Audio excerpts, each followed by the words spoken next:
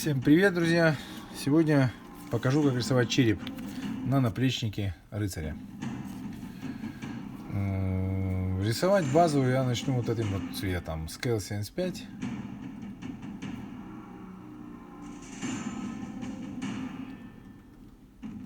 Всем видно, да? Можно любым другим, в принципе. Мне, я не знаю, попался под руку. Вот он будет у нас базовым. Так.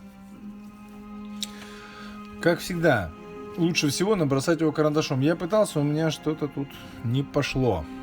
Поэтому я правлю сейчас.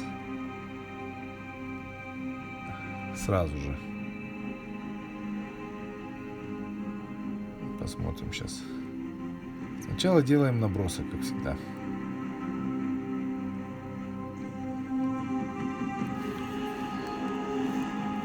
Я не разбавляю сейчас краску совершенно. В основном вы знаете, что я люблю их сразу брать краски для аэрографа, они уже жидкие. Пока что я делаю набросок на своем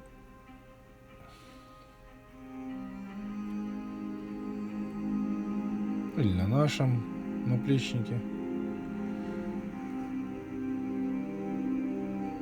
Пускай это будет вот так. Дальше мы поправим его, как обычно.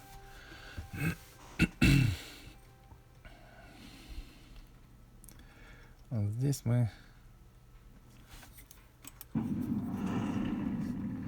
дадим разделение, и здесь пойдет уже. Так, ладно. Я подсточил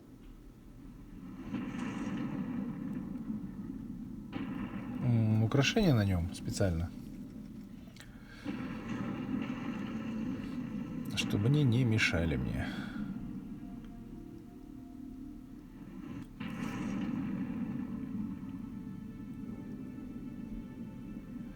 Так, что-то такое в этом роде, да? Вот я говорю, я уже смотрел, у меня что-то с череп не особо влазит по своим габаритам, что не очень хорошо. А должен. И это меня напрягает. Соответственно, мы будем это править. Исправляю это всегда, я вот сейчас исправлять буду черным цветом. Беру черный цвет и убираю то, что мне не нужно. Заодно нарисую глазницы, например. Как они должны быть на самом деле. Вот так, да, и нос ему. Вот так будет лучше. Намного. Уже сразу по-другому все играет. Так, вот мы набросали. Дальше я накидываю цвет. То есть пока что тем же самым цветом. Он тут замешался с черным, и это ничего страшного. Не забываем, что затылочная часть всегда больше, чем лобная. И это надо показать. Не смешиваю. То есть я не жидкой краской рисую. Не жидкой, то есть, а прямо из тюбика. Заодно сразу же размешиваю ее здесь на готовой палитре, который для меня палитра это наша деталь. Так, мы сейчас набрасываем то, что нам нужно, да, в самой структуре черепа. Если вы это сделали карандашом, вы просто прорисовываете и все. Без особых проблем. Поэтому всегда советую вам рисуйте сначала карандашом. Даже на таких вот небольших фрихендах, совсем тоже небольшой, то я добавляю чуть-чуть черного, да, и прорисовываю, если вы вот здесь вот зубы, которые под костью лицевой идут, я прорисовываю, как они в тени у нас, поэтому я даю сразу же в смеси. Вот здесь вот видите, раз и раз. Сейчас я сделаю увеличение побольше, чтобы вам было видно все хорошо, что мы будем делать дальше. Вот база нашего черепка готова. Дальше я беру валеджа, вот этот вот цвет. Добавляю нашу базу.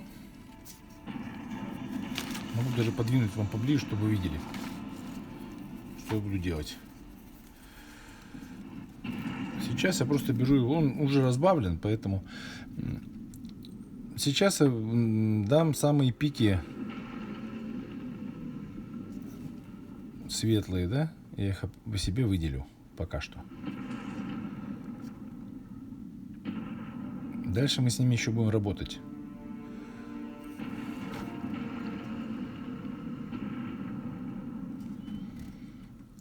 Светлыми у нас являются носовая вот эта перегородка. Добавляю чуть-чуть темного, поскольку она в тени. И можно даже больше. Можно добавить вот так ее, перегородку внутри. Ладно, дальше у нас светлое место. Это лоб, конечно, лобная часть. Чтобы у нас работал объем, запомните, да, эта светлая часть сходит на нет. Вон там сзади она сходит на нет. То есть она не весь объем черепа, это светлая часть, не вся округлость. То есть вот здесь темная, видите, можно даже выделить ее немножко вот так вот, смотрите. Она темнее здесь. Это создаст вам визуальный эффект того, что вот здесь вот центр, он освещен, сходит на нет, как шар, да? И вы увидите дальнейший эффект, что вот он, видите, да? Работает как кость выпуклая. Что нам и надо. Дальше смешиваем побольше базы и прорисуем немножко тени базы уже. Мы еще поработаем над ними. Но пока что вот так. У нас не совсем черная же кость, да? Хотя можно и оставлять так, если уже очень хочется брутальности. То почему нет? Можно даже вот так сделать, чуть-чуть добавить черного туда. Так вот, да? Ну, не по-любому нам тени эти нужны будут. Мы их... Ай-яй-яй, упал.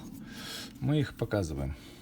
Но вот в данном, вот здесь, да, посмотрите, тень, вот нам берем черный, смешиваем с базой, выделяем лицевую кость. Тень потом переходит в более светлый момент той же базовой краской, и потом опять в темный, для создания шарообразности. Такая вот игра получается у нас. Раз. Ладно, наше дело сейчас выделить светлым пиковые места. Здесь есть нюансы, и поэтому я сразу же их и выделяю. Хорошо изучите анатомию черепа, и тогда у вас меньше вопросов будет возникать, когда вы будете рисовать.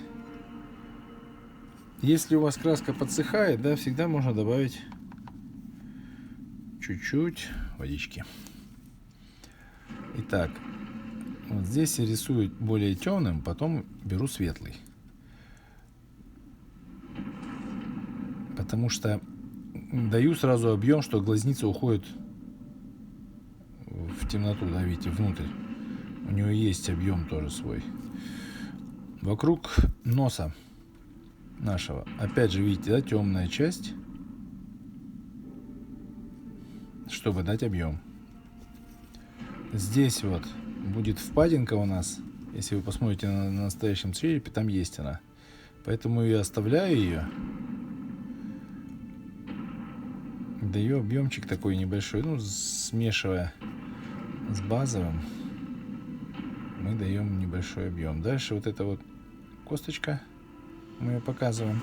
Пока что это больше набросок, но я сразу уже некоторые вещи набрасываю сразу для себя. Я их потом могу исправить. Но сейчас уже будет у меня ясность какая-то, да? Я выделяю, опять же, видите, да? Даю объем. Могу даже поближе вам показать, как это делается. Даю более темной краской объемчик самой глазной впадины. Получается, что она уходит туда, видите, вовнутрь. Дальше беру светлый тон. Вот так вот. Здесь мы дадим тоже немножко базовым цветом. Вот так вот можно. Бум-бум. Это наброски все. Поскольку кость здесь имеет такую вмятину природную, на которую скорее, крепятся мышцы лицевые, она поэтому визуально выглядит вот так. Более темную даем окантовочку с переходом, чтобы был вокруг носа нашего. Здесь мы под носовой дыркой от носа у нас есть впадина, потому что вот здесь вот эта вот вся вот эта вот линия, она выделяется, она выделена у нас. Мы ее потом более высветим еще. Сейчас я накидываю зубы, грубо говоря, где будут зубы. У нас, как вы знаете, симметрия, да, рулит на планете. Поэтому центральная полоска, от нее уже идем и рисуем зубы. Сначала я рисую сами места креплений. Сразу же делаю вмятинки. Вот этот вот, почему, видите, я выводил вот эту вот линию именно для того, чтобы определить, что здесь будет клык верхний.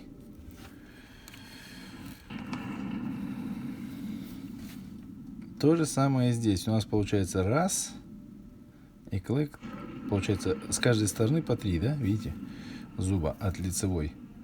То есть 2 передних, средний и клык.